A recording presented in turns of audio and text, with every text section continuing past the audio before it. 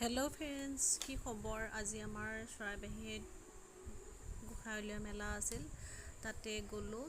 এয়া অকণমান তাৰে দৃশ্য দেখাবলৈ আপোনালোকক চেষ্টা কৰিলোঁ। এয়া গোঁসাইৰ ওচৰত গৈ সেৱা এটা কৰিলোঁ। এটা কৰিহে ভকতসকলে ধুনীয়াকৈ নাম গুণ গাই আছে, ভাল লাগিল। অলপ চালোঁ, চাই আহি আকৌ এবাৰ মেলাখন ঘূৰিলোঁ। ঘূৰি বহুত দোকান বহিছে আৰু মানুহো বহুত ভিৰ হৈছিল। তেনেকৈ ভিডিঅ' কৰিব পৰা নাছিলোঁ।